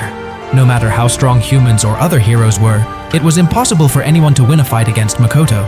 Waterfall even admitted that Makoto's power had likely reached the level of the goddess. Then Waterfall revealed an important secret. His current small body was the form he took after being killed by Sophia. Several other superior dragons suffered the same fate. However, Makoto had been able to defeat Sophia without difficulty. Hibiki felt her entire body tremble. Makoto's power was no longer something she could ignore. With this, Hibiki's responsibility became twice as heavy. Aside from stopping the demon race, she also had to care for and monitor the ticking time bomb named Makoto before everything truly exploded. With a heavy heart, Hibiki decided on her next step. She wanted to speak to Makoto about the possibility of returning to Japan, and if necessary, she was prepared to challenge him in battle to measure how terrifying his strength truly was, strength that even superior dragons feared. After that conversation ended, Hibiki followed Makoto to the library. There, Waterfall, now perched upon her shoulder, offered a symbolic agreement. He was willing to transform back into his original dragon form and allow Hibiki to ride him when returning to the capital. The purpose was clear: to elevate Hibiki's prestige as a hero, something the people desperately needed during wartime. The journey back became an extraordinary spectacle. The citizens of Limia cheered as they saw their hero soaring through the sky while riding the legendary water dragon under the evening glow. On the other hand, Makoto appeared lost in his own world. He was extremely satisfied with all of the magic books given by Waterfall, especially the book regarding interworld teleportation, something he had long sought in order to find a way home. Moonlit Fantasy Part 13. The story begins in the royal castle of the Kingdom of Limia, where the atmosphere of the emergency meeting feels extremely tense. Hibiki is currently sitting with the King of Limia and Prince Joshua, trying to explain Waterfall's condition while also describing how dangerous Makoto is. However, Hibiki is truly struggling to choose the right words. She wants to give a warning, but at the same time, she does not want to cause unnecessary panic. As a result, she sounds hesitant and cannot clearly describe how extreme the threat really is. In the middle of her attempt to choose her words, Joshua instead mentions the reconstruction aid from the Kuzunoha company and praises how beneficial it has been. Hearing that, Hibiki can only let out a long sigh. For her, the situation is ironic. Their kingdom is being saved by someone who might be far more dangerous than the enemy they are currently facing. Later that night, Hibiki goes to see Chiya. In that meeting, she finally learns the truth about Mio. Chiya reveals that Mio is the legendary black spider monster, and the one controlling that terrifying creature is none other than Makoto himself. Hearing this explanation makes Hibiki even more convinced that Makoto is truly a dangerous existence. However, instead of staying away, Hibiki actually feels her resolve strengthen. She decides to challenge Makoto to a fight that very night. Her intention is not to kill or injure him, but simply to measure for herself how deep the gap in power between them truly is. After that, Hibiki expresses her desire for a sparring match. Makoto does not mind, and he even plans to fight for a short moment and then surrender. However, when the fight begins, the situation becomes far more serious than he imagined. Hibiki immediately charges with her sword, while Makoto prepares his bow. Hibiki's blade repeatedly swings toward Makoto's body, but every strike is repelled easily by magic armor. Hibiki even admits how extraordinary Makoto's defense is. Meanwhile, Makoto remains calm as he observes every movement and attack pattern Hibiki uses, just like how he analyzed Sophia in the past. Here, Makoto slightly reduces the power of his magic armor so that it does not stand out too much. However, at that moment, Hibiki's speed increases drastically. Her movements become incredibly fast, almost like lightning, to the point where Makoto begins to have difficulty following her with ordinary vision. At this moment, Makoto decides to try a new technique. He closes his eyes, stops relying on sight, and starts aiming based solely on the image of Hibiki's presence inside his mind. When Hibiki reaches her peak speed and prepares to slash, Makoto releases one arrow, without looking at all. The arrow flies straight to its target and pierces Hibiki's shoulder while she is moving at extreme speed. Shocked and in pain, Hibiki instinctively unleashes the strongest sword wave attack she has. That attack is truly destructive. Makoto reacts too late to activate his full defense, so he is forced to block the destructive energy with his bare hand. Blood immediately drips from his fingers. Hibiki is shocked to see her strongest attack stopped in such a way. However, moments later, Makoto begins to show clear signs of pain and chooses to surrender. Hibiki then declares that the match is over and considers the result to be even. But in her heart, Hibiki knows she lost overwhelmingly. If Makoto wanted to, that arrow could have been aimed at her head and the fight would have ended instantly.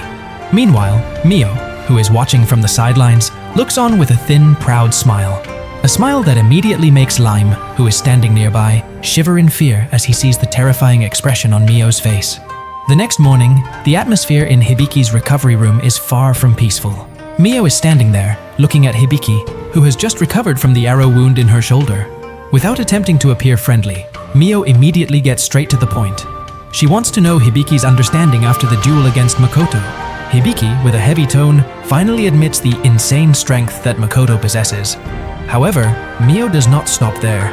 She begins bringing up the issue in the Hopelace territory, pressuring Hibiki with subtle accusations, as if the hero might have intentionally allowed the chaos to happen just to test Kuzunoha. That incident led to an assassination attack, and for Mio, every root of the problem still points back to Limia. Hibiki tries to defend herself. She emphasizes that the matter is not the fault of herself or the kingdom, because the Kingdom of Limia never committed any killings. That was entirely the doing of the Hopelace nobles. However, Mio coldly replies that regardless of who the culprit is, everything still originates from Limia. And for her, all of Limia is the same. After that, Mio asks for Hibiki's honest opinion about Makoto. Hibiki says that Makoto is a demon, but still someone who once saved her. Hearing that answer, Mio laughs in satisfaction. For Mio, this means her plan has succeeded. Hibiki has finally seen who Makoto truly is. Mio then emphasizes one important thing. Hibiki should not interfere with Kuzunoha. Makoto only wants to live peacefully, run his company, and avoid trouble. So Hibiki is asked not to make the situation more complicated. However, Hibiki is not entirely convinced. According to Hibiki, if Makoto truly wants to live peacefully, he would not need to have many strong subordinates or constantly seek more power. Hibiki believes that a major change happened to Makoto ever since he left his normal life in Japan and entered the isekai world. Mio responds casually. She does not care what changes happen to Makoto because she will always follow her master no matter what happens. The conversation then shifts to a comparison of initial power levels between Tomoki, Hibiki, and Makoto when they were first transferred to this world. Mio reveals a shocking fact. Makoto had already defeated her back when Mio was still in her spider form, and that happened only 2 weeks after Makoto arrived in the isekai world. This means Makoto had been extremely strong from the very beginning without the goddess's blessing, and he had been able to handle Mio alone. Hearing this, Hibiki goes silent. There is no argument she can present after learning that truth. Meanwhile, in a different room, Makoto is actually busy conducting a dangerous experiment together with Lime.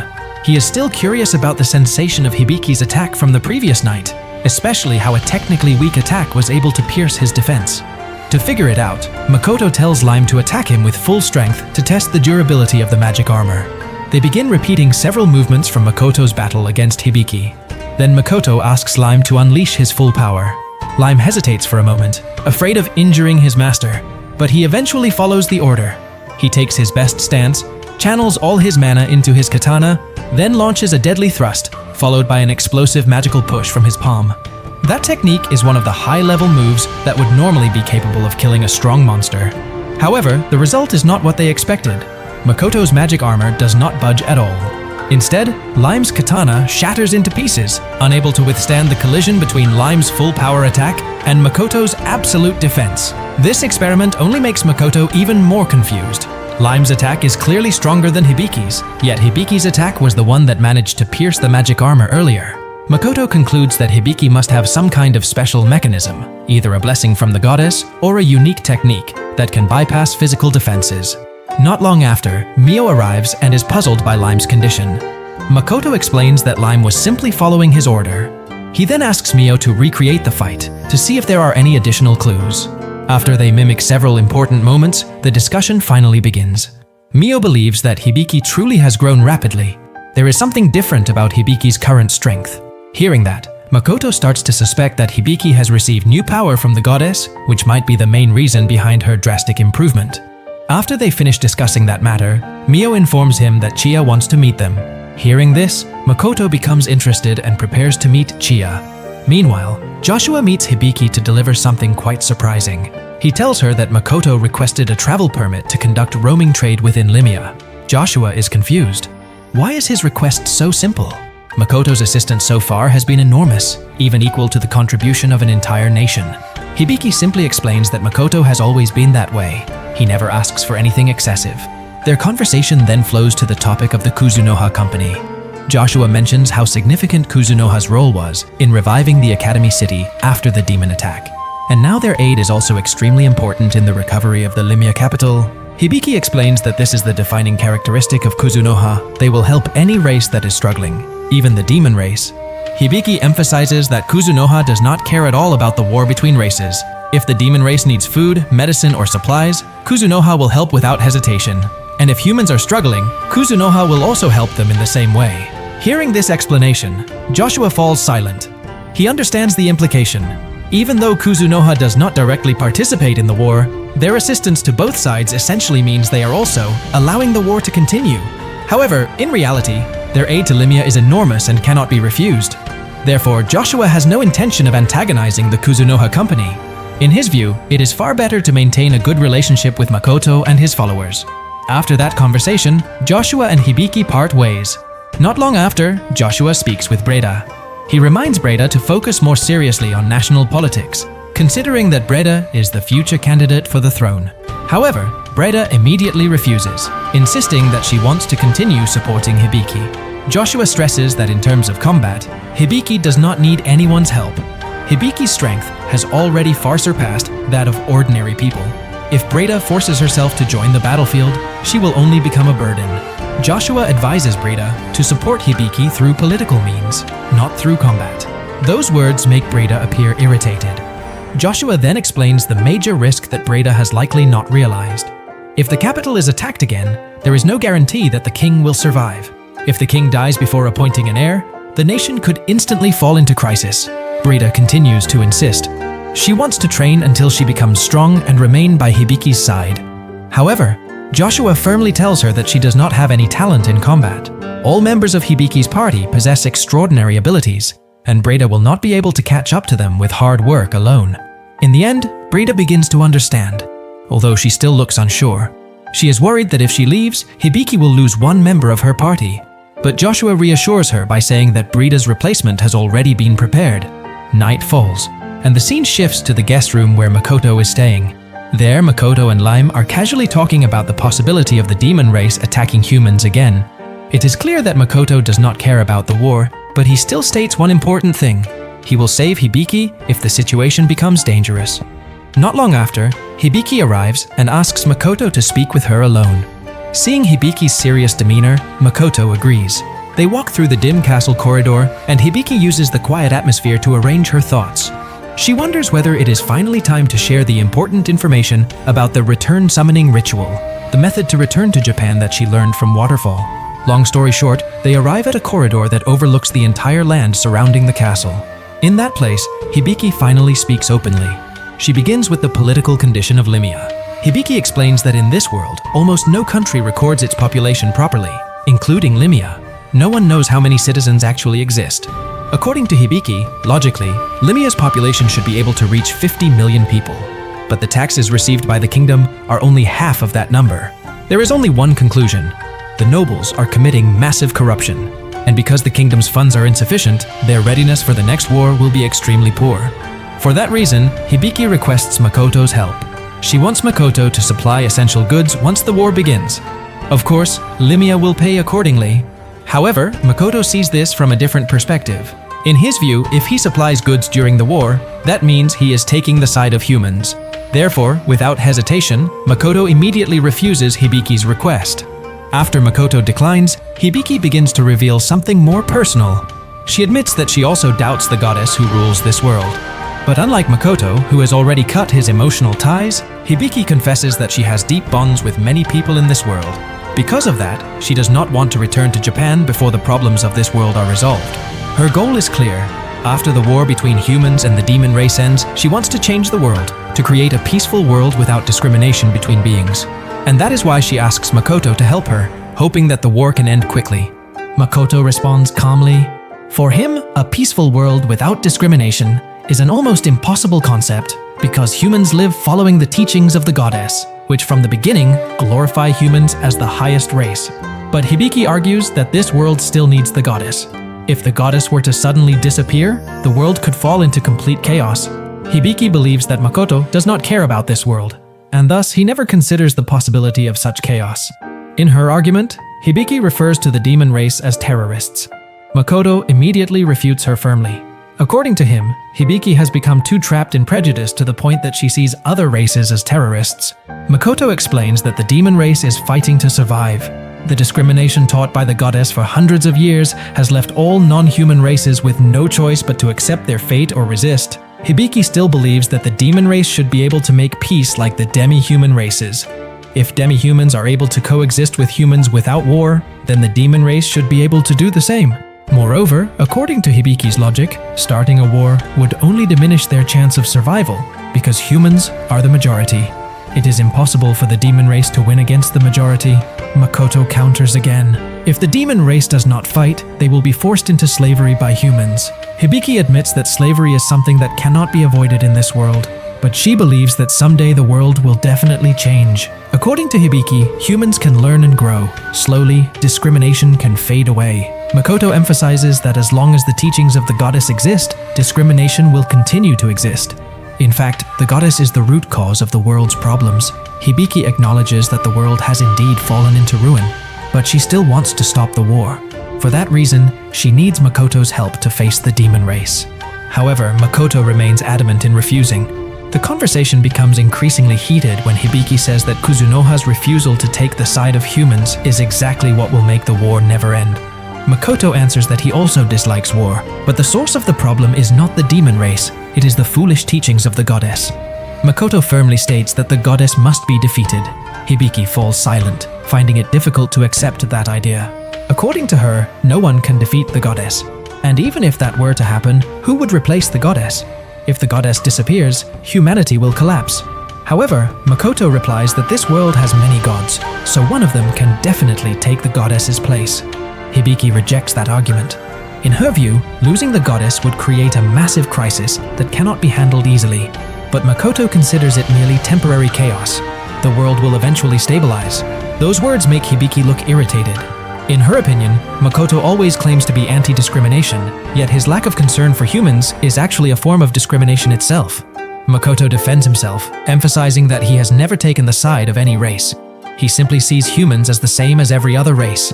However, Hibiki then brings up the look in Makoto's eyes. She says that she has often seen demi-humans show eyes filled with hatred toward humans, and she sees that same look in Makoto's eyes. Makoto does not deny it. He says that humans have taken advantage of demi-humans for far too long, so it is impossible for him to view humans as a pure race. Hibiki understands Makoto's logic, but she argues that Makoto's way of thinking is the mindset of a Japanese person. This world is not Japan, and its logic cannot be treated the same.